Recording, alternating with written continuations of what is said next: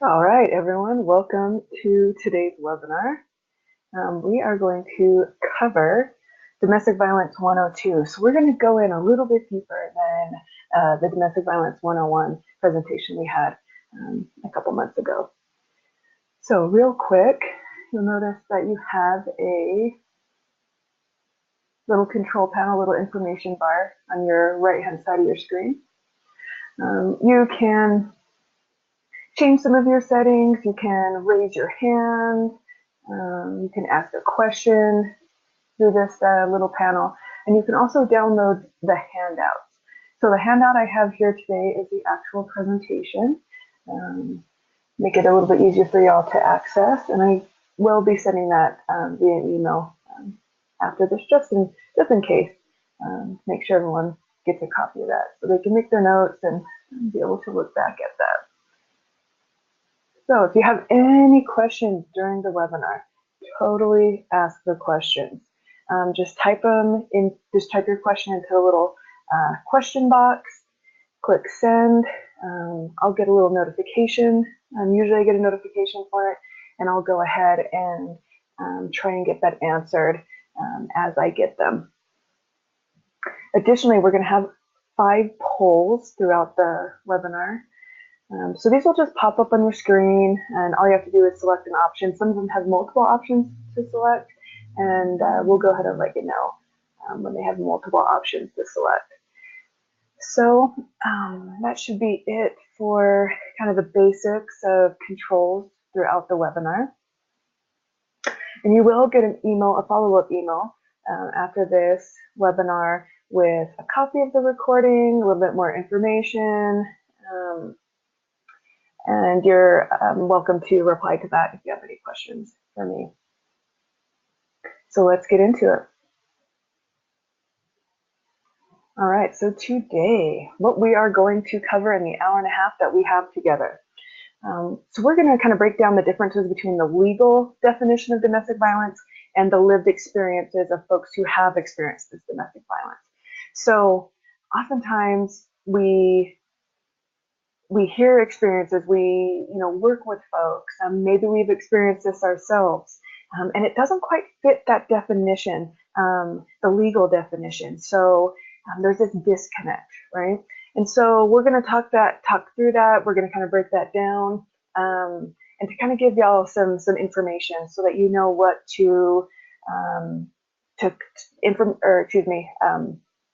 evidence to collect and stuff like that will help your cases and help folks that you're working with. We're also going to explore the effects of domestic violence on children. Folks tend to believe that children do experience some pretty severe effects, after effects of witnessing domestic violence. And we're going to break those down for y'all today. And that goes into the ACE study, or the Adverse Childhood Experience study. So we're going to expand on that intersection of ACEs and domestic violence. We're also going to understand the importance of evidence and what types of evidence that you'll see, especially in like strangulation cases. There might not be certain photogenic or evidence that you can take pictures of, right? And so how can we kind of navigate that, right? And then lastly, we're going to explore the effects and ramifications of strangulation. And there's a lot of questions surrounding strangulation, so we're going to kind of go into some basics and explore that a little bit more. All right, so first off, who or what is the Utah Domestic Violence Coalition? So most of you have probably heard of UDVC. UDVC, which is what I'll be referring to it as throughout the rest of the webinar, is Utah's federally recognized domestic violence coalition. So what that means is we're a team of folks, not only folks that are in our offices in Salt Lake, but the service providers, advocates, system advocates, police, law enforcement, the legislative folks, working together to create a state where domestic violence is not something that we tolerate, right? So currently there are 15 programs, domestic violence programs throughout the state of Utah, and many of those are dual providers. So that means that they have a sexual assault program available within that provider. All right. And now a little bit about me.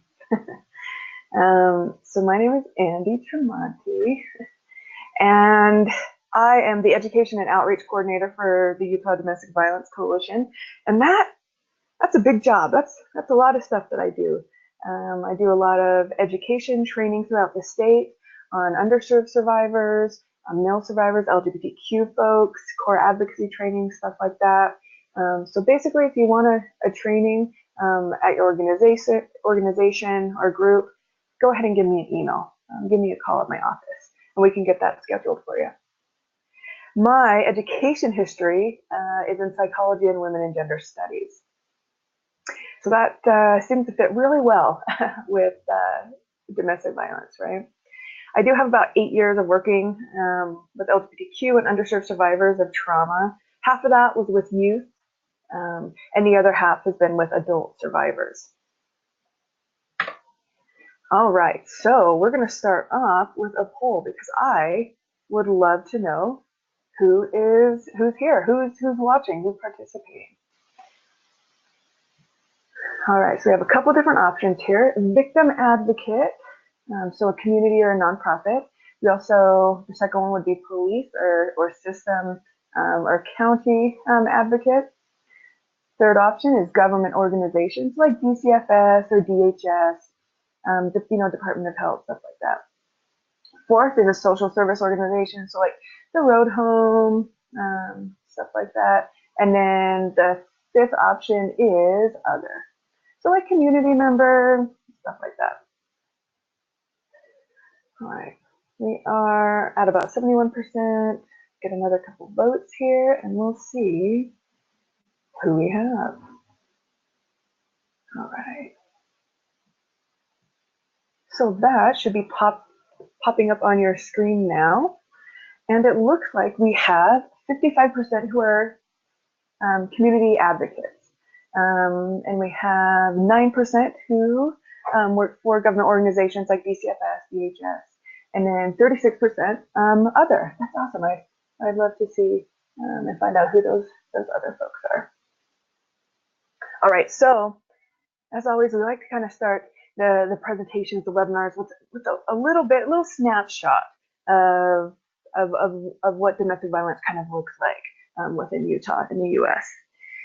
So the CDC has a study where a lot of numbers have been gathered, and this states that 1 in 4 women and 1 in 7 men nationally have experienced physical violence by an intimate partner.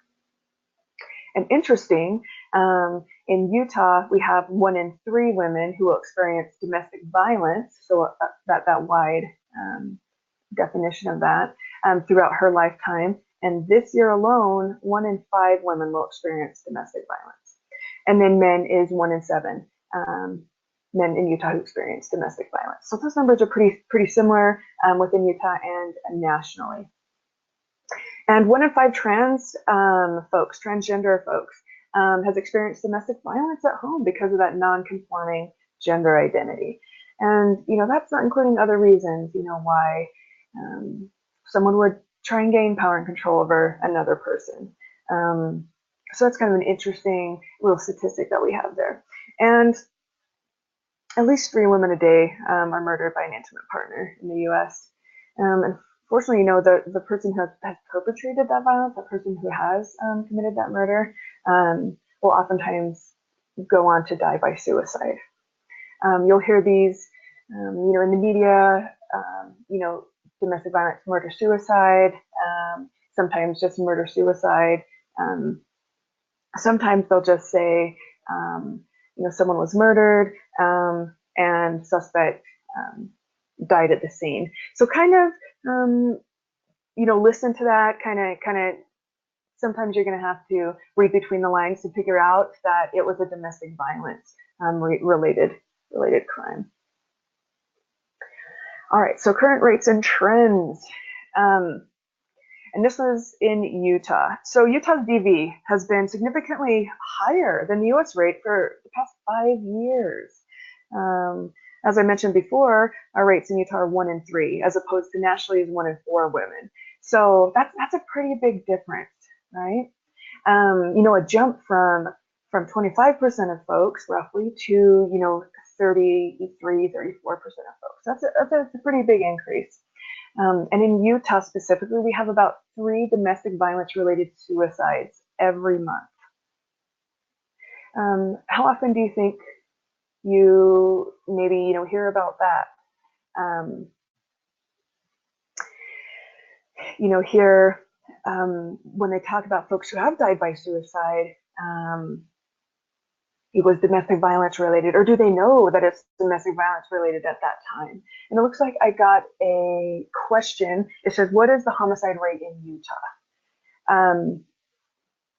So this is really interesting. Actually, a couple months ago, we had a lawyer come and talk to us about the rates of domestic violence related homicides within Utah. And right now, Utah is at 70% of their adult homicides are domestic violence related just this year. And that's higher than Utah normally, or excuse me, the average that Utah generally has per year, and even nationally. So Utah is having a really high rate of domestic violence related homicides this year. And then down here at the bottom, it kind of gives you that almost like baseline number. It's about 43% of all adult homicides in Utah are domestic violence related. All right, so in the US, about 24 people per minute are victims of rape, physical violence, and stalking by an intimate partner. So let's break that down for a sec. Let's do a little bit of math. So 24 people, and we're together for 90 minutes, right? So that means by the time we are done with this webinar, 2,160 people will have been victimized, right? That's a lot, right? And we're in a webinar to try and stop this, try and figure out ways to lower these numbers and eliminate these things. So down here at the bottom, so over 6 million women and men will be victims of stalking in a year. Think about how folks may define stalking, right? And how even based on gender, folks will view stalking differently, right? Or may not be able to reach out as easy in fear of being made fun of or seen weak and things like that. All right, so what is domestic violence? Now, in previous webinars, previous trainings, we've kind of gone over, the legal, the basic definition, and gone into, a couple other things. But let's kind of break them down. Let's compare them right now. So let's start with lived experiences. Let's start with the experiences of folks who we're working with, who we're seeing in our offices, that are calling our hotlines. So this can be a combination of coercive behaviors, including physical, emotional, sexual, and economic, right? And legally, it's usually a focus on physical, right? And that does happen to be the case in Utah. So think about how difficult it could be, maybe how difficult folks have, the difficulty folks have had in proving things like emotional abuse or economic coercion, how do you prove that you're unable to take money out of your account in your joint account and things like that. So it may not be as easy as collecting papers, collecting bank statements and stuff like that. How do you actually prove that there has been coercion, that there's been this pattern of behavior that's been hurtful and problematic for someone, right? The main goal of domestic violence is power and control. So that's the number one thing to remember, is that it's power and control, right? And power and control can look different in different situations with different people and different identities, right? Think about abuse tactics for against someone who is transgender, right? We may see someone using pronouns like it, right? So that dehumanization of that partner, maybe ridiculing their body, saying they're not a real man or a real woman, or even disallowing them to seek medical attention or take medication, right? However, working with maybe like a heterosexual, like married woman, that you'll see the kids being used, that you'll see maybe more physical control, not allowing that person to leave the house or get a job and stuff like that, right? And remember that abuse, like I just said, can look different depending on the situation, and it does occur among a continuum.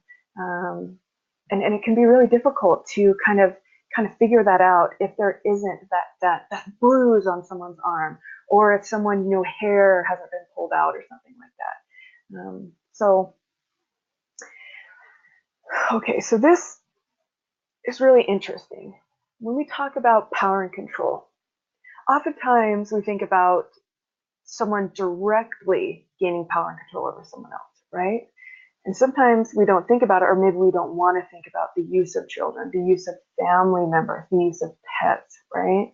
And abuse of animals and pets is actually quite common in domestic violence cases, right? So think about, hurting the beloved family pet. Think about even killing the family pet. What message that sends to the family, and even what message that sends to the entire neighborhood or community, right?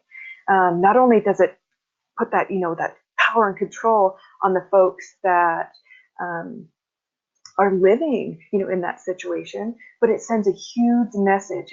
If me as a neighbor, if I, report this, or if I, try and get involved in any way, that this could possibly happen to me, right?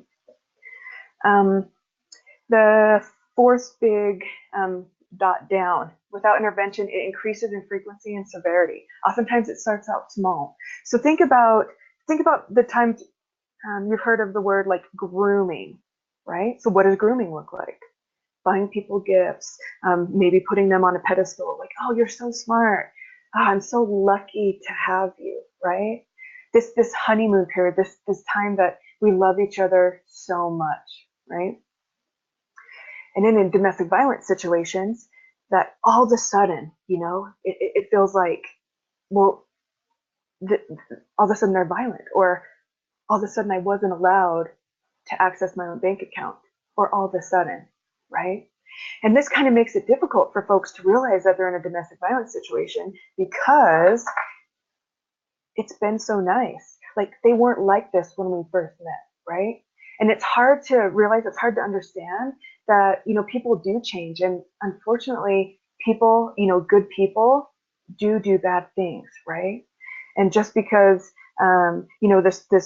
this person is doing bad things, it doesn't mean that you're a bad person for loving them, or you're a bad person for being in a relationship with them. And that can be hard to kind of separate those two.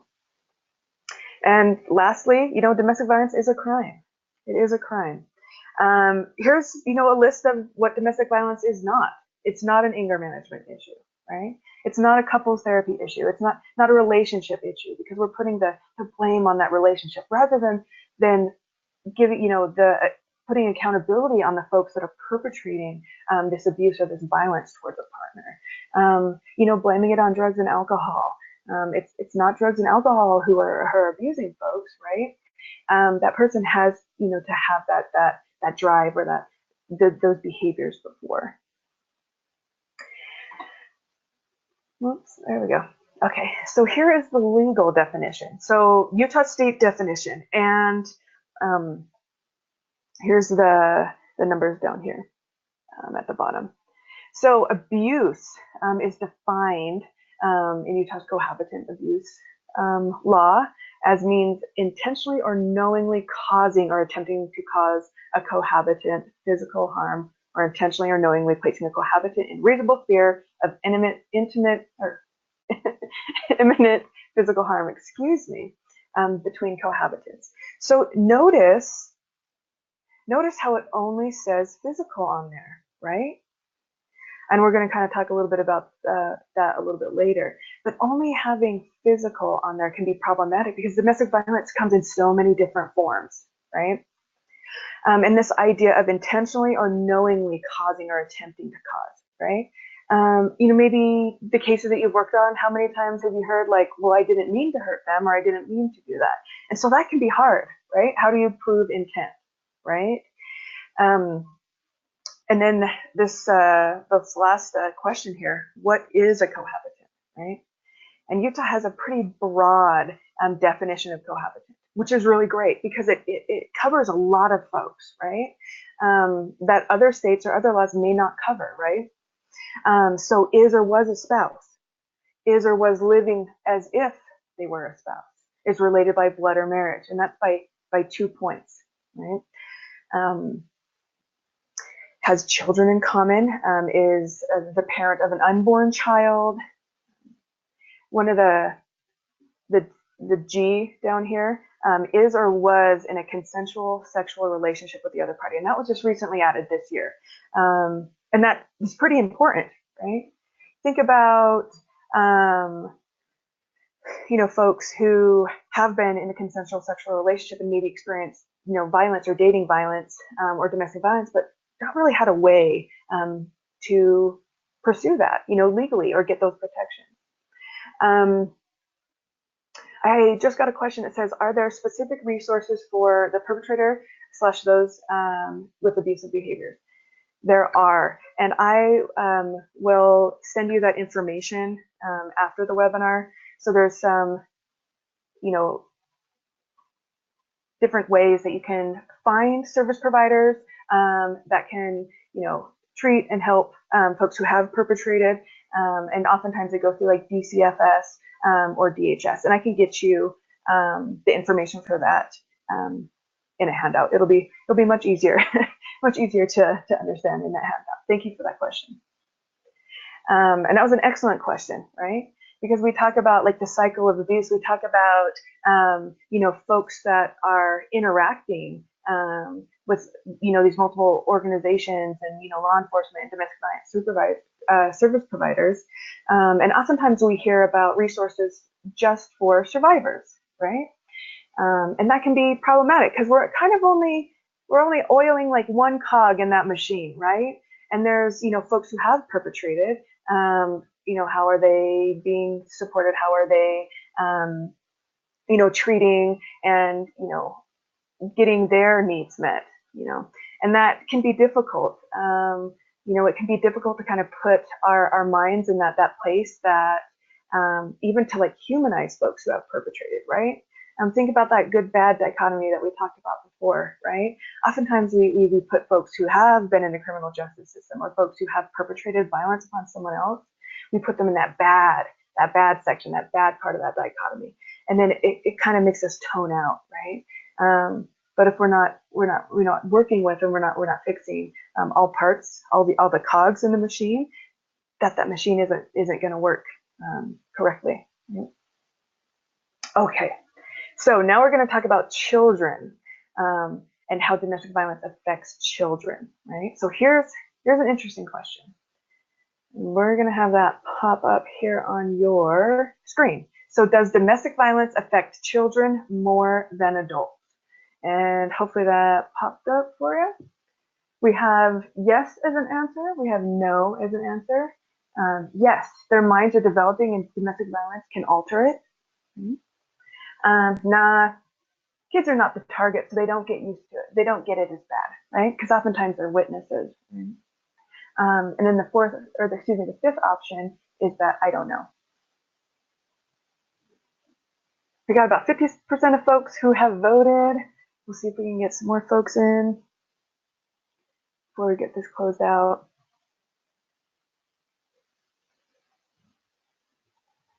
About 72%, get a couple more folks.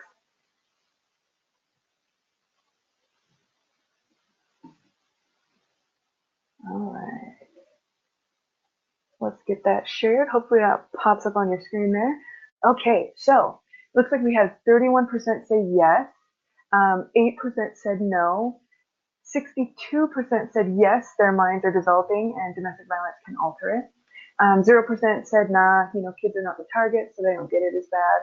And then 0% said I don't know. So very interesting. Let's talk about it, right? So we're going to talk about how trauma affects the brain, specifically how trauma affects the developing brain, right? All right, so effects on children. So it depends on the age. It depends on the gender and the developmental stage. So think about age, right? If you have, a 6-month-old child that's witnessing domestic violence, they will respond, they will react to that. That will affect them. And think about the difference between maybe a 12-year-old who's experienced it. Maybe, being 12, they have a little bit more development, especially in like cognition, perception of the world, maybe some different coping strategies, right? However, that can be very disastrous for both folks, right? The 6-month-old and the 12-year-old. So some of the consequences, or some of the symptoms, that we see in kids. Physically, we see eating and sleeping disturbances or disorders, right? Maybe kids don't want to eat around the family. Maybe the kids eat a lot. When you eat, it stimulates your reward pathways, right? So it feels good. We like to eat because it feels great, right? And it tastes pretty good too. But those stimulate that reward pathway. So eating can be a way to feel better, right? Think about even us as adults. How many times have we, felt down or felt sad? And the first thing we go to is sugary snacks or treats or, cake, soda, right? Yeah, it's not uncommon. I mean, it gives us pleasure, right? Restlessness, failure to thrive, exaggerated startle response. So exaggerated startle response. At the end of this webinar, I'm going to send you some links, and they have, links of babies responding to loud noises, right? So think about your parents fighting, yelling, maybe hearing physical violence or things crashing. They're going to respond, right? And that's going to be scary, especially if that's happening, frequently in the home. And additionally, these physical symptoms may be elimination disorders, right? So, youth children wetting the bed, right? Or, pooping in their pants, right? These can be a symbol or a sign of, trauma that they're experiencing. Psychological, mood-related disorders, right? Suicidal preoccupation, somatic complaints. So let's break that down for a sec. So children oftentimes, they haven't developed, their brain hasn't developed enough to, even with language or, understanding of social cues and social norms and whatnot, kind of, don't know how to communicate their emotions, their feelings, the things that are happening in their life, right? So you'll have things like upset stomach, right? Or kids that maybe throw up excessively, right? Or when they get nervous, they get scared, that they maybe pee their pants or do throw up. And additionally, linking love with abuse, right? So think about, growing up and your parents are married, they love each other, they have kids together, and there's this abuse, there's this stuff that's happening, right? Does that mean that they still love each other? Is that love, right? Is that how you treat someone? Is that what it's like to be in a relationship, right? That could possibly absolutely happen. Behavioral, overcompliance or clinginess, right? Withdrawal, inability to trust, truancy, runaways, and juvenile criminal behavior. So notice how there's, things like in the physical, restlessness, failure to thrive, in the behavioral, truancy, withdrawal, runaways. Like how many folks kids have you worked with, even within schools? Maybe your kids go to school and there's that kid who struggled, or is this, right? Well, how much could that potentially be because trauma they're experiencing at home, right? Think about kids who are bullies, right? Oftentimes kids who are bullies are being bullied themselves, right? They learned that behavior.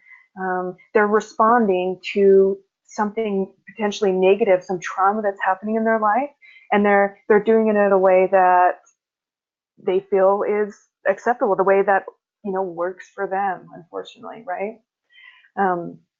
Okay, so some of the research, some of the studies have been able to show us that 60 to 75% of families with intimate partner violence also have maltreatment of children. So think about that, right? How would we as service providers, how would we as community members define maltreatment, right? What if it's non-nutritious food because parent is stressed out, fearful, nervous, scared, or the allowance they were given wasn't enough to buy food, right? It could be physical abuse. It could be emotional neglect, right? It could be lashing out at that child. And those have negative effects on children. So additionally, being abused or neglected as a child, there's an increase in that likelihood that you will interact with, the juvenile justice system, right? That you will interact with the systems, the jails, the courts, right? What happens when kids get labeled as deviant, defiant, even as offenders, right? What happens when kids get defined or sent to these juvenile facilities, right? The way that folks see them, it changes, right? Because they're not that good kid that was good at math, or the kid that really liked to play with mud when they were a kid. Now they're a criminal, right? And that alters the way folks see people and perceive people. Okay, so similar to what we were kind of talking about a couple slides ago, children who witness family violence are at an increased risk of entering relationships similar to that, right? So think about their basis of relationships and relationship dynamics, right? It's based off something that is pretty extremely unhealthy and pretty extremely abusive, right? So the ACE study, is wonderful.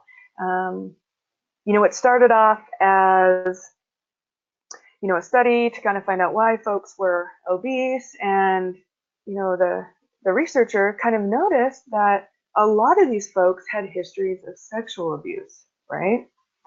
And kind of found out, kind of determined, figured out that obesity, overeating, even drug use, substance use, stuff like that, can be a solution to the problem. Right? It's a response to what is happening to that person, or what has happened to that person, right? It could be a way to survive, a coping strategy, a coping mechanism, survival tactic.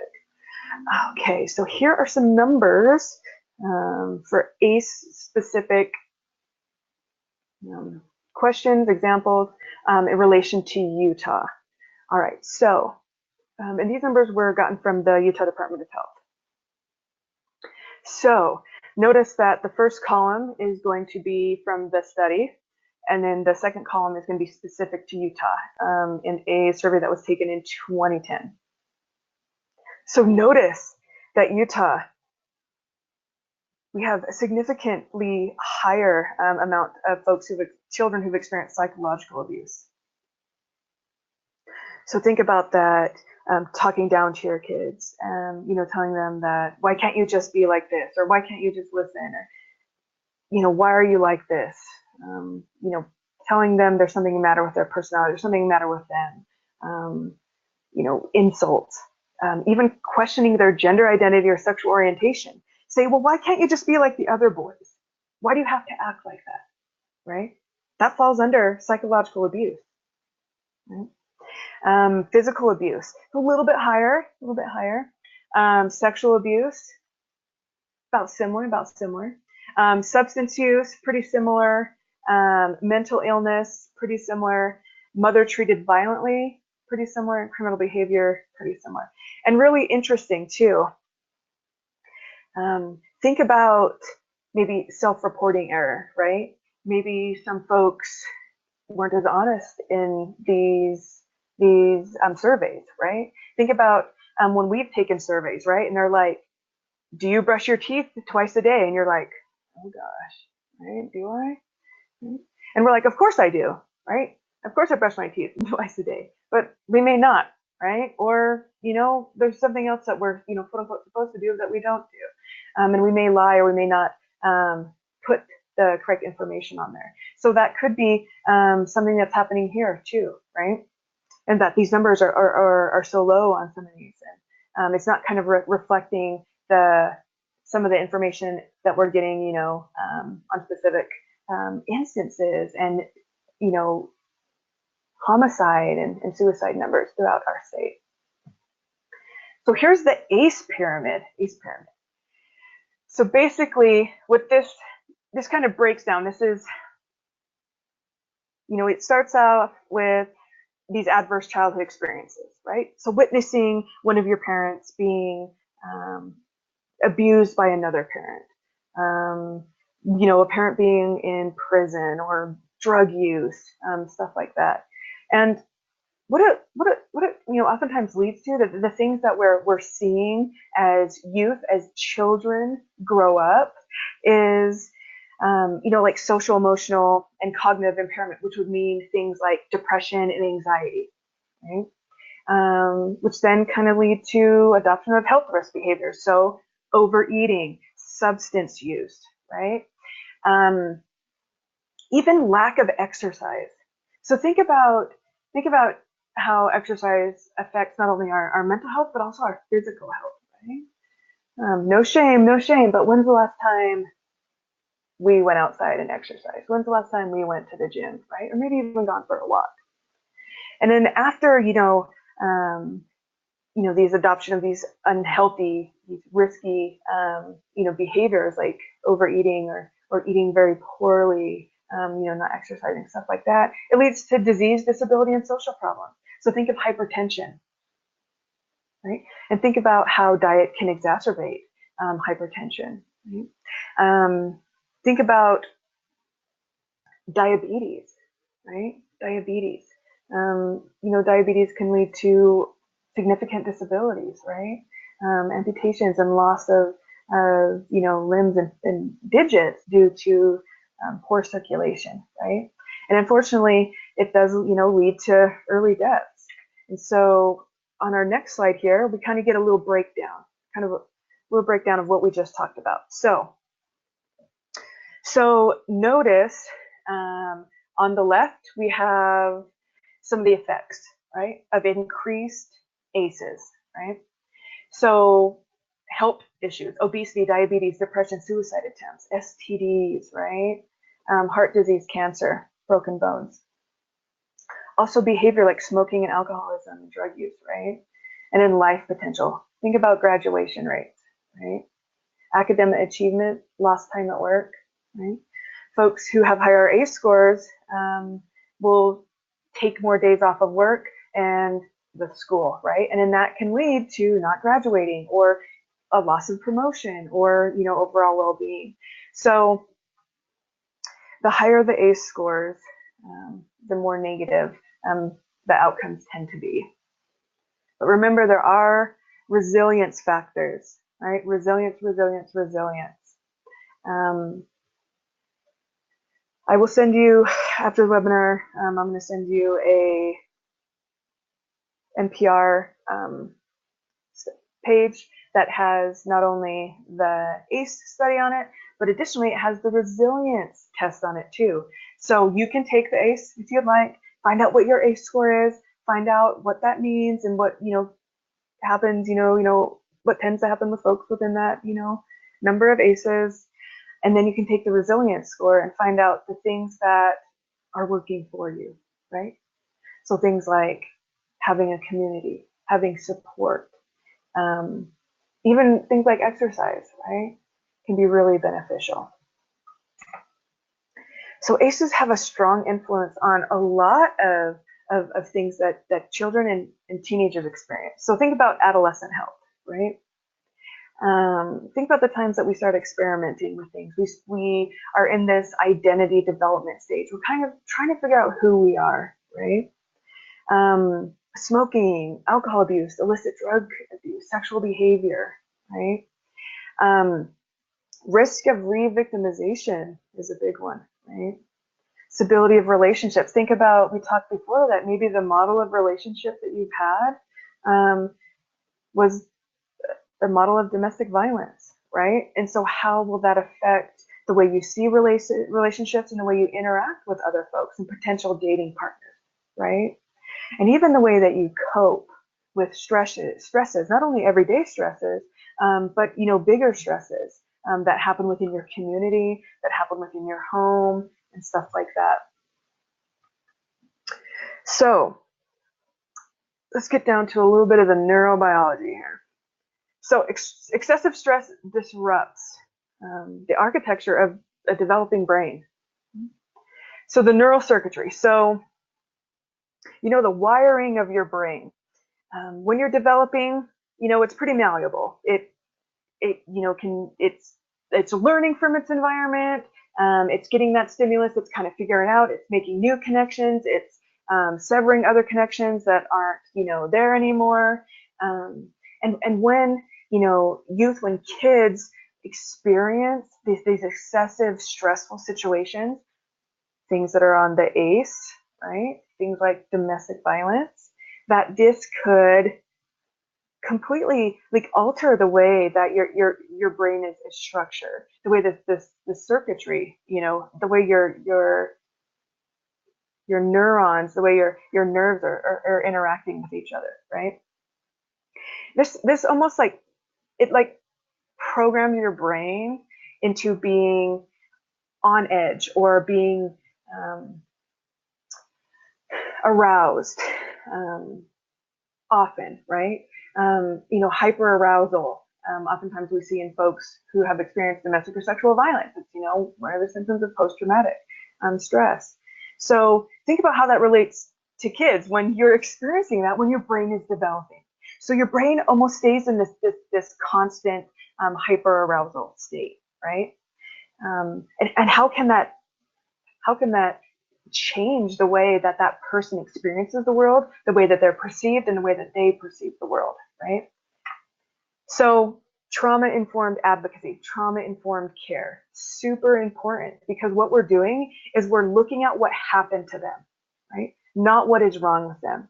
Because when we say, hey, there's something wrong with you, then we're shaming that person, we're othering them, that person, feels like, well, if there's something wrong with me, if I can't change it, then why change? Or what's the point? Or, So trauma-informed advocacy, trauma-informed care, seeing behaviors as strategies to survive, strategies to cope, right? So think about substance use. Think about folks who have experienced child abuse, domestic violence, or sexual violence, that drinking a bottle of vodka to where you're so zoned out, you're so numbed out.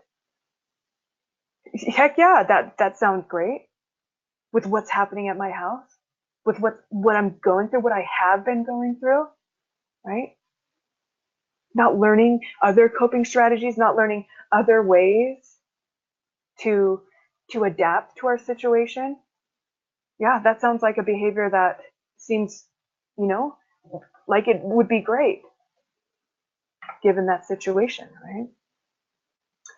So this is really interesting. So this is a study that studied witnessing domestic violence as your sole stressor, right? As the number one. So what happened is we saw thinning or reduced thickness of the cortex in areas that interacted with your visual system, right? So having, even crossed pathways or pathways that aren't effective, right, can result in emotional, learning, memory, functionality, in relation to vision. So think about, think about which sense that you rely most on, right? Is it touch? Is it hearing? Is it sight? Is it taste? What? Think about a sense that you use every day, a sense that may be really important to you, and the functionality is limited, it's crossed, it's having difficulty communicating with other parts of your brain. How can that affect you later in life, right? How can that affect your brain permanently, right? So we kind of talked about, symptoms of, trauma in kids, how what it could possibly look like, right? So here's some more specific ones. So we talked about achievement in school, lowered achievement in school, right? So here we're seeing IQ and reading ability are greatly affected, right? Reading and IQ. Think about how difficult it would be to sit and do an IQ test when you are experiencing trauma, when you're aroused, when you're looking around, when you don't feel safe, right? Think about how easy it would be to read a book when you're thinking about what's going to happen when I get home. Did I clean my room? Did I put the dishes away, right? Is it going to be okay? Is there going to be yelling when I get home, right? Lower grade point average. Think about when you're focusing on trauma, on what's happening at home. How difficult that can be to study or to focus on things like algebra, like above, reading or other skills and other things that are taught in schools, right? When you're literally in survival mode, that can be really difficult to focus on other things, right? Especially extracurricular activities, right? So days absent from school, right? Sickness, maybe an injury, maybe a parent is injured, a sibling, something like that. Maybe you can't get a ride to school because, a parent is exerting power and control over another parent and took the car. Like, think of all these reasons that someone could miss school. And think about how, the kids in school, you hear things, maybe at like the pickup spot or like the bus or whatever, and maybe other parents or folks are saying like, oh well, why doesn't David ever come to school? Like, he's not going to graduate. Like, why can't he just pay attention? But it's like, what's happening to David that is making it difficult for him to interact, to pay attention, to be present at school, right? So decreases in rates of high school graduation, right? So significant deficiency in attention, abstract reasoning, and long-term memory for verbal information. So think about attention, like think about what is a diagnosis that kids often get, especially male children, that they're diagnosed with in school when they aren't paying attention, or when they're maybe a little hyperactive, or not fitting that role, or being easy to maybe work with, right? Think about how much of this could be related to trauma that these folks are experiencing, right? Like not being able to stand still, not being able to just relax. Your nervous system is literally elevated. It's literally activated, right? You're, could be in this constant state of arousal due to what is happening at home, or what has happened at home, right? And unfortunately, a lot of this does get overlooked. It would be really interesting to see How many folks, how many children were actually experiencing trauma at home. Right? So Diamond. So this is a drawing by Diamond. So Diamond, was a little boy who witnessed his father punching his mother in the face. So this picture he drew, shortly after the incident. But the person on, the left-hand side, that's his little sister, covered in blood. The middle person is his mom, with blood on the bottom of her face, and you can even see that there's blood coming from, it looks like maybe her nose. And then on the right-hand side, that person is their father, who is smiling, right? So here's a picture of his little sister, right? So what is the stuff on her clothes? That's her mom's blood, right? Because of that assault. That is the blood that got on his little sister, right? So let's answer a poll. Was Diamond negatively affected by domestic violence in his home? So let's get this up for you. It should pop up. So our answers are yes, no, it's too early to say. Absolutely, the way he is processing the trauma shows it, or I'm unsure. We have about 44 people voted. Dang, this is the quickest poll that's been voted. So we're at 50%. We'll get a couple more folks to vote.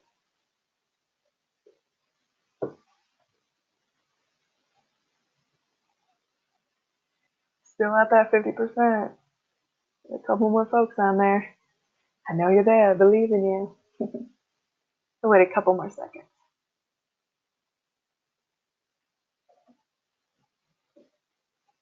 All right. Okay, so let's get that. Oh, and it should pop up on your screen. So it looks like, to the question, was Diamond negatively affected by domestic violence in his home? Right? So 36% said yes, 0% said no, 0% said it's too early to say, 55% said absolutely. The way he is processing the trauma shows it. And then 9% said I'm unsure. And think about this, right? So we have one piece of his art, right? So we have just a little snapshot into his life, into what he's experiencing after this assault that he witnessed, right? So even that art, the way that he's depicting it, the way, like, the detail that's in that art, he noticed everything that was happening during that time, right? Even if Diamond was looking away, even if Diamond, may have been in another room or watching TV, right? That he noticed everything that happened in that situation, right? And sometimes we may not see, sometimes we may not think that he was affected, right? But the detail of the scenario that he was able to draw out, to map out, says a lot. Okay, so now we're going to talk about the importance of documentation. Okay, so the first thing is we're going to do risk factors for victims. So I want you to kind of look at this, right? Some of the stuff we have covered. We talked a little bit about pet abuse. In DV 101, we talked a little bit about stalking. Look here on the left. When they decide to leave, absolutely a risk factor, right? 3/4 of folks who are murdered by their partner are murdered right before they leave or right after they leave, right? So think about that person with that power and control over another person, that all of a sudden that's taken away, right? So they may, feel anxious, they may feel Like they have to get that power and control back. They have, they're, I don't know what's happening. I feel frazzled, right? Even more so, right? Even if the suspect or the person who is perpetrating, if they think that the person plans to leave, right? That fear of possible abandonment can be greatly scary for that person, right? And they feel like they may need to exert more power and control over that person, right? Maybe make threats, right? And we know that, when folks who do have abusive behavior, folks who have perpetrated, if they do make threats, especially with weapons, that lethality increases, right? And pretty significantly. And the last one I want to talk about on this page, the second dot point on the left, that suspect fantasizes about homicide or suicide. So this, could be like that person saying like, oh, I wish that I could just come home and just shoot you. Or maybe they're on forums, right? Maybe they're a part of a subreddit that glorifies violence against women. Maybe they watch, videos, YouTube videos, or read books or talk about it, right? Maybe even make jokes like haha, one day, right? All right, so let's talk a little bit about some tactics, right? So, person may attempt to manipulate others, right? So think about if you don't have direct power and control over one person, how you can use friends, family, pets, kids to gain that power and control over someone else, right? It's very effective to target kids, right? We see it so frequently in the cases that we work on and with survivors that we work with, where kids are utilized, where kids are used as leverage to get one spouse or one partner to do something, to coerce them, right? Think about this third dot point down, knows the system, right? Or maybe says, hey, if you try and report this, if you go to anyone else, they're not going to believe you, right? And maybe that has happened. Maybe the survivor has called the cops, or someone has called the cops, or they've tried to reach out and get services, and nothing really came of it, right? That's just reinforcing what that person who has perpetrated, or that person with that abusive behavior, has been saying to them, right? And how difficult is it to believe someone outside of the situation that we don't have very much interaction with, as opposed to someone we may live with, someone we love and have pretty intense and strong connections with? How difficult is that to choose, right? Oftentimes we go with the person that we love, right? The person that we're the most intimate with. This last one, believes that they are the victim, right? That they're the one who the survivor, the victim, is lashing out against. That they're trying to make them look bad, or think about the stories that you've heard where the person with that abusive behavior is calling friends and family and saying, hey, we had a fight and they left, and I don't know why they left, because it was just a small fight, and this, oh man, I'm sorry that they left. Like, I'll go get them right now for you to talk. And it's like, oh gosh, like that's part of that coercion, right?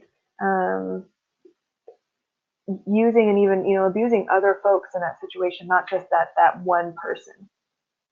Okay, so here is Deanna's story.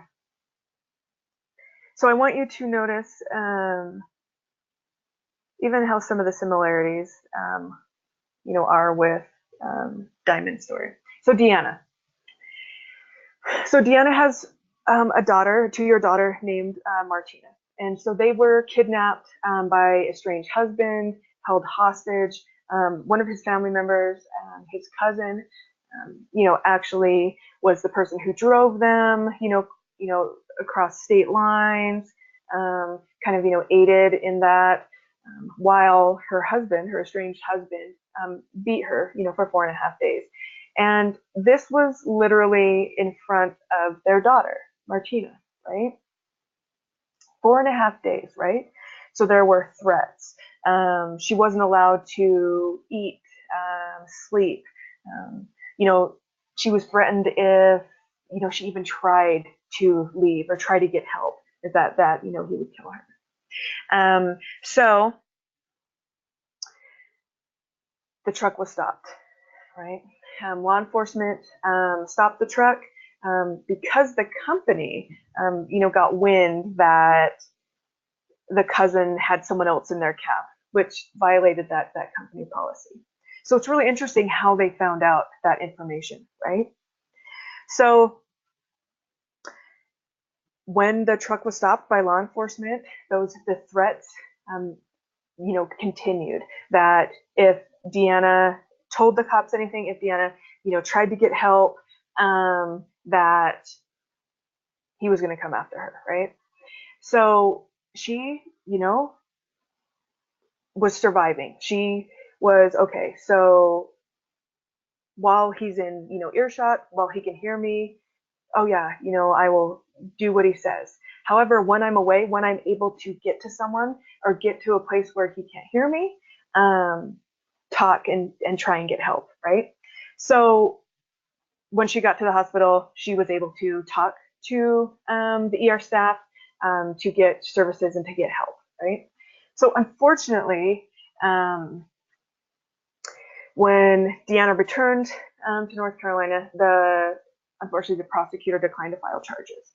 So look at these reasons, these myths, if it will, right?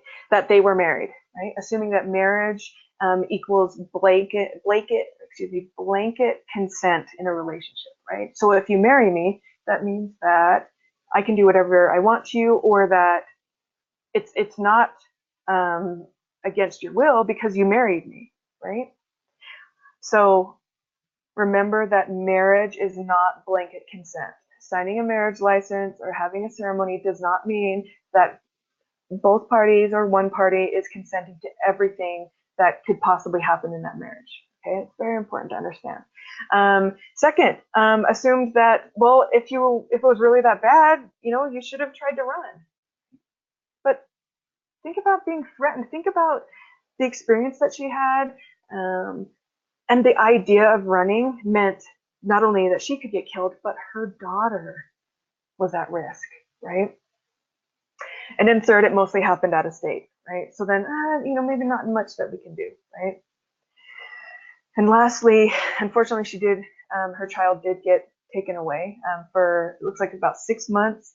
She was allowed to see her twice a week for an hour. So think about that, right? So Deanna was punished even further for the behavior of her estranged husband, right? So, oops.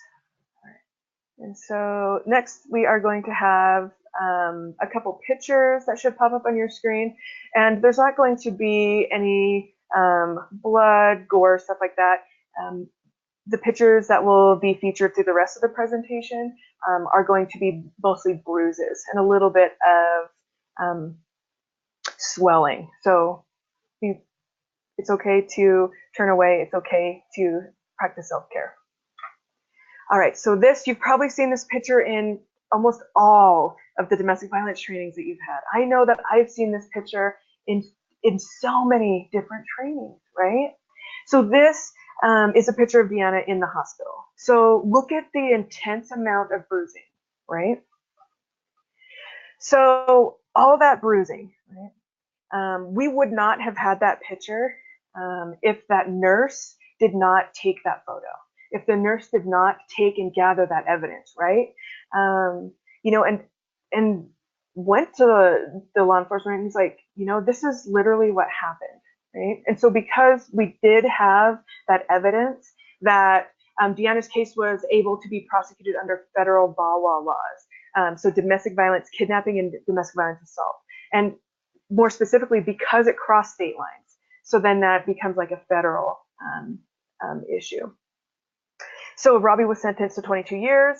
and his cousin was sentenced as an accessory. Right?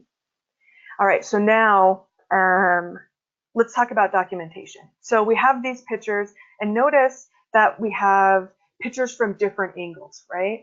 The top three, we have pictures of a very swollen eye. We also have pictures of the back of the ear because of the swelling, the discoloration, and then we have pictures under the neck, right? And at the bottom, we have pictures of black eyes with both eyes shut and eyes closed. And that shows the extent of the damage. So think if there were cuts or maybe even parts of eyelid that were missing, that would be really, really important to get pictures of that, right? Okay, so notice at this dot point. So the report said the victim suffered swelling and discoloration of her face. So just think about swelling and discoloration of the face. How that could literally mean anything, right? But when combined with this picture, that shows a bigger picture. That shows the intensity of what actually happened, right? And pictures can be really difficult to gather. You know, it can be hard. The survivor may not want their picture taken, or they may be, you know, pictures of parts of their body that they don't want exposed, right?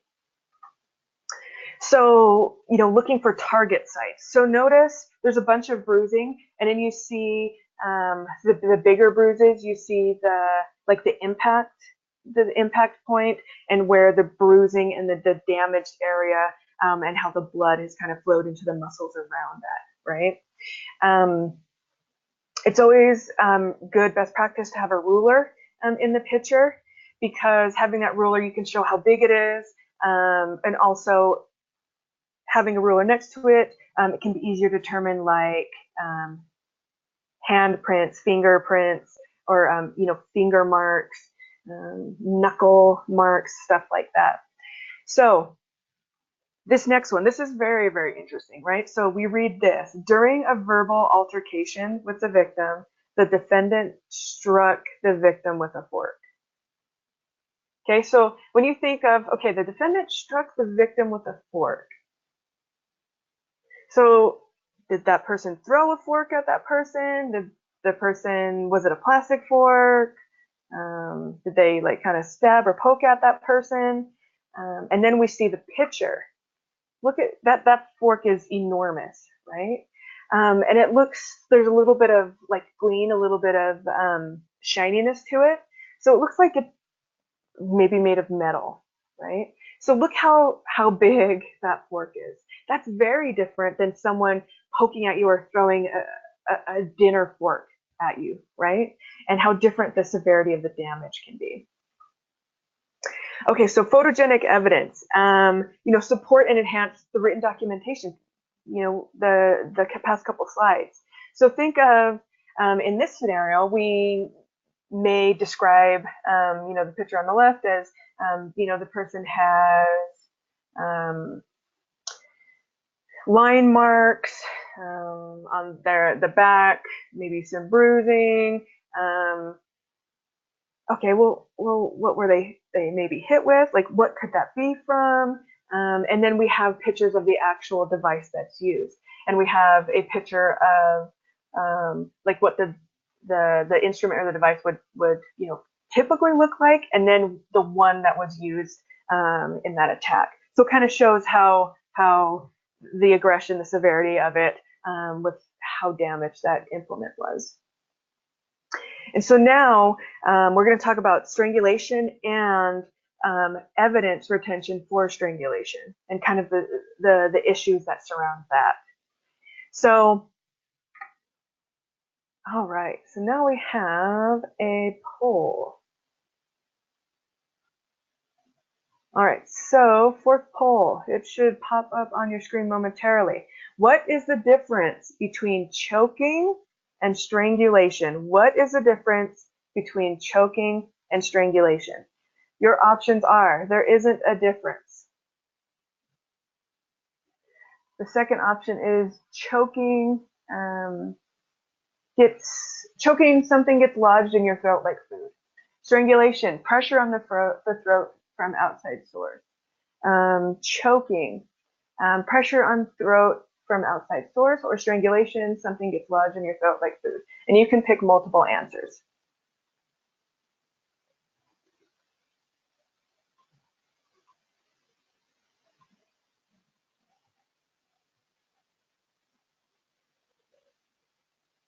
This is often a question that gets asked a lot, oftentimes a question or an idea that kind of gets confused. Okay, so looks like we have majority of folks that have voted. So let's get this shared with you. So this was a multiple choice, so the percentages are going to be just a little bit off. So all of the folks said either choking means something gets lodged in your throat like food, strangulation, pressure on the throat from outside. Nice. And that is absolutely correct. That is correct. So strangulation is that pressure from the outside, right? And choking, like literally choking on a grape, a cherry, or a piece of steak, right? So in movies, comedy movies, or think of Mrs. Doubtfire, right? He was choking on a piece of steak at the end, right? All right, so what is strangulation?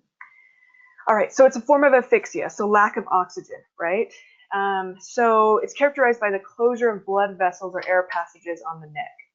And this is a result of that external pressure. So there's actually 3 forms of strangulation. So hanging. Hanging we would often see in folks who have died by suicide, maybe attempted suicide, depending on the state capital punishment, hate crimes. And then ligature, so ligature is defined as a thing or something that's used for tying or binding something tightly. So ligature, so that could mean a piece of rope, that's held on the throat. Sometimes you'll see in the media, the news, folks who have died unintentional suicide by like autoerotic asphyxiation, where they died because they accidentally like strangled themselves. And then manual is with hands. Okay, so almost all attempted or actual homicides are either ligature or manual, right? So think about the power you have, literally putting your hands on someone and cutting off their life force, right? So strangulation. We have this little picture on the side, kind of gives you a little bit of some of the signs and symptoms of someone who has been strangled, and you will get additional information after this presentation. So blood red eyes, right? So damage to vessels, blood vessels, right? We're going to go over petechiae here in a sec. Petechiae are look like little dots. They can be in your eye, they can be on your face, they can be in your scalp, right? Little broken blood vessels that are on the surface of the skin, right? Bruises on neck, right? So either in patterns like a hand mark, or there's one continuous line. Neck swelling, maybe some damage in the neck, broken neck, right? And then scratches, of course, scratches and burns can happen depending on what is used. Right? One of the most important things here to remember is that death can occur within minutes or days. So think about your oxygen, your blood flow being cut off to your brain. That can cause some pretty serious, brain damage. It can hurt different parts of your brain structure. Think about having damage in your neck, maybe broken or bruised, parts of your neck, where that could, collapsed, parts of your neck, being unable to breathe, trouble breathing, shutting down of certain systems due to lack of oxygen or damage. So petechiae. Maybe y'all have heard of this.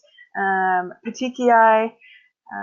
So this is what I was talking about. It oftentimes looks like a rash. These little like broken like blood vessels on the skin, right?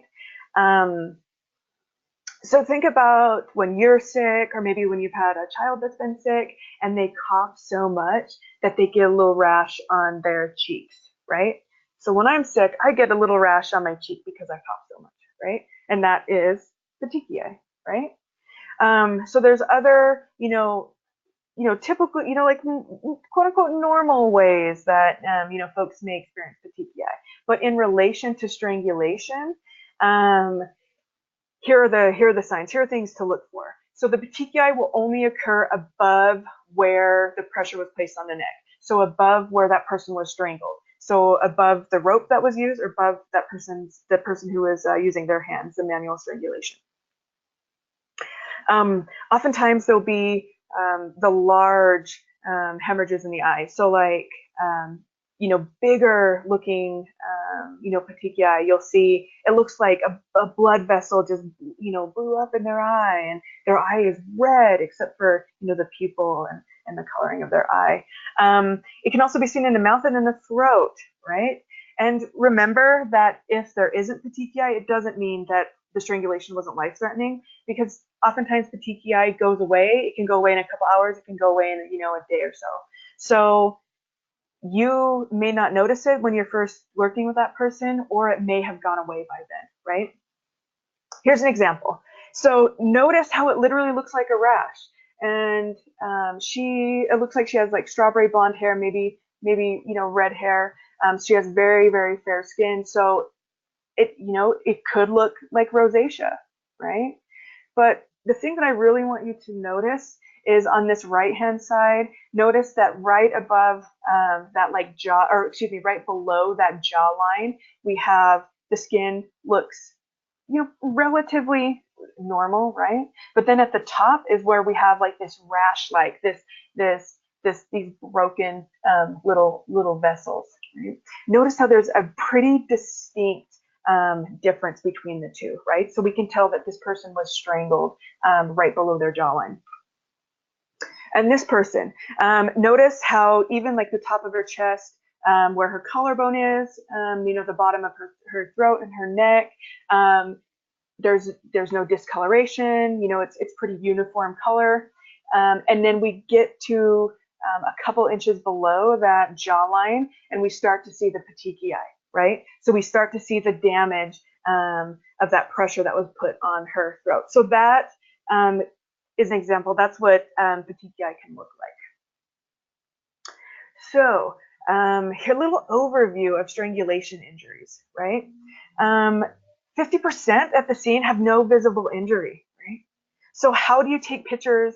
How do you collect evidence from someone who's been strangled and you don't have something that's visible, right?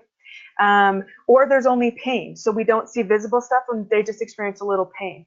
Or maybe there's a little red spot on their neck, or maybe there's some scratches, right? And how difficult can that be to determine if that was specifically for the strangulation that just occurred, right? Things to look out for is changes in breathing. So a person that, they came into the house and they were mad, like struggling with talking, voices changing, right? Maybe more coughing, raspy voice, right? Maybe they can't swallow, or they're having difficulty swallow. When folks are strangled, oftentimes they lose, even if they, don't lose consciousness, and right before they lose consciousness, that they can, defecate. They can, urinate in their pants, right? And so that can be a symbol, that can be a sign, like, oh, this person was strangled. And then fainting and lightheadedness. So their brain hasn't gotten enough oxygen. Their brain is not getting what it needs to function in a satisfactory way, and so they're experiencing some symptoms from that. So notice this person. You may look at this person, the picture on the left. They have, a little mark on to us would be the left hand side of their face. But then on the right, they have some damage in their eye, right? And looking at that, you may see, oh, it looks like maybe they were, attacked in their eye, or that they were maybe a black eye or something was thrown at them, right? And then we look at the back of this person's ear, right? The back of this person's ear, and we see this bruising.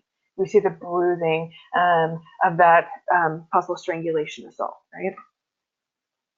So here's another example, the bruise behind that person's ear. That's a thumb. So think of the pressure required, the pressure needed to create a mark that dark after an incident. So this, if you look, so you have the bruising, right? So this, a boot was used. So notice how we have this like defined line of where the end or the like the brim of that boot sole was on this person's neck. So this was a little bit higher up on their jawline, right? But the majority of that pressure, if you notice, was kind of on that brim of that boot, and then a lot of the pressure was in the middle. So that could even suggest that that person may be,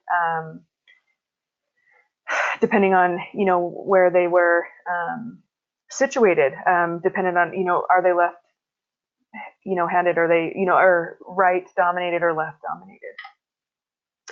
So we have a ruler here, right? So we see that this person's face is blocked, for their safety. And notice, you can literally see the lines, the marks of someone's fingers on this person's throat, right? And sometimes that can be hard to see. It's like these random patterns. What could that be, right? So some of the research that's been done on strangulation, and the second dot point here is that 90% of the cases involved a history of domestic violence, and 50% of those were in front of children. How do you think those children were affected? So 22% minor injuries were present, and only 16% of the cases were significant visible injuries. 16%. That's 84% of the cases that there weren't significant visible injuries. So there were 84% of cases that were difficult to visually see that someone had been strangled, right?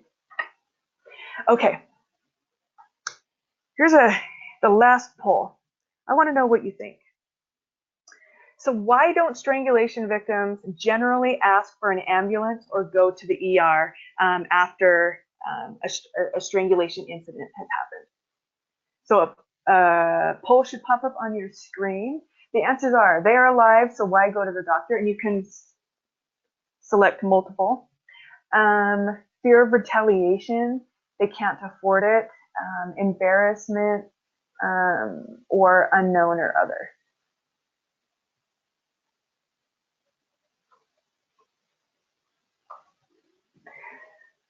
All right, more than half have voted. Got about 63% of folks have voted so far. We'll get just a couple more seconds. Let y'all participate in this poll.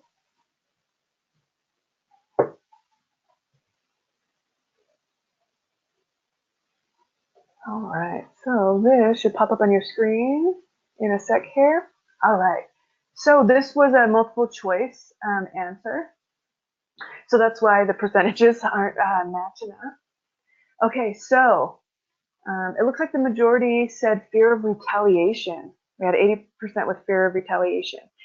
Absolutely, right? If you go to the doctor, if you tell someone that could possibly increase that danger, right? Because that can break that power and control cycle, right? The person can feel like, or they can lose actual control. They are alive, so why go to the doctor? 60%. That's very, very common, right? Because they survived it, because they can talk, because they can breathe, that they're okay, so they don't need to go to the doctor. And, unfortunately, folks who have been strangled, have experienced, the strangulation, that death can occur days after, sometimes even weeks after, right? The effects of damage on your throat, damage on your body, and the lack of oxygen to your brain can be pretty devastating. Can't afford it, right? So access to medical care, access to affordable medical care can be a huge barrier, right? Especially if there's economic abuse in that relationship. 80% said embarrassment, of course. Especially like think about living in a rural community, or maybe you know someone who works at the hospital or the ER, right? Sometimes it can be really great to have friends at the hospital or at the doctor. But in this case, it may be a barrier. We may not want to admit, we may not want other people to know that this is happening to us or that it's reached this level. And then 40% said unknown or other. Excellent. Those excellent answers. Thank you. Thank you all for answering that poll. So our conclusion on this strangulation discussion before we go over resources is that if there's no visible injuries, it doesn't mean that it's not a serious crime, right? Think about the stuff that we talked about in the first part of this webinar is the emotional, verbal, financial abuse that may occur. And sometimes it's difficult to get, quote unquote, like evidence for it, right? We can get a statement from a psychiatrist, but that may not be enough, for that court, or a suspicion that your partner is taking money or controlling your credit cards, turning them on or turning them off, or even like an allowance, right? Like having an allowance, is that seen as abusive? Would that hold up in court on its own, or in combination with other stuff? So definitely more training and education are needed. Utah, we do have a felony strangulation law now, which is great. We're kind of on par with the majority of the nation now, which is wonderful. However, with that changing, there's a lot of folks that may not have that information or may not know what to do or how to process that because it's been processed so differently in the past, right? And going to the police or going to the doctor and saying, hey, I've been strangled, but no one being able to find, physical or evidence of it can be really hard. It can be difficult, right? That can stop someone, that can be a huge barrier. That can stop someone from going and seeking services again, right? So not only do, domestic violence service providers, law enforcement, but even like ambulance folks and EMTs, understanding not only what to ask, but what to look for, right? And maybe what is missing from that situation or what that person is not talking about, right? All right, so we are on to the resources section. So in Utah, we have 15 domestic violence service providers that offer 24-hour, 7-day-a-week services. And they offer a number of services, from emergency shelter to referrals to case management and counseling. And depending on your area, your provider may have additional services to meet the needs of the communities that are there. So the National Domestic Violence Hotline, a wonderful tool. You can call this number 24/7. More than 2,000 languages. So accessibility is great there. And then we have the Utah Domestic Violence Link Line, which oftentimes the national hotline will link you to the link line. So the link line is a wonderful resource. Not only do we have state resources available, but also we have specific area and regional resources that we can connect you to.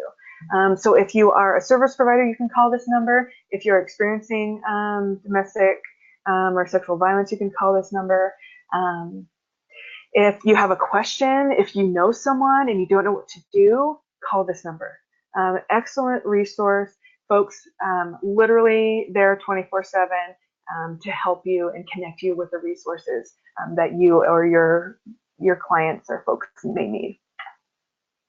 And then here's my information. You can absolutely call me, leave a voicemail at that number. That's my direct office line. You can email me. You can even text me. Whatever is the easiest way to get a hold of me. If you have any questions, if you would like some more training in your area, if you need additional support or a technical assistant on a case or a situation that you're working with, absolutely give us a call. I thank you for being on this webinar. I hope you learned a lot of stuff. If you have any questions, go ahead and reply to that email. I'll stay online for another minute or so to get any questions that folks may have that they want to ask before I log off. So thank you, have a wonderful day, and I will see you at the next webinar.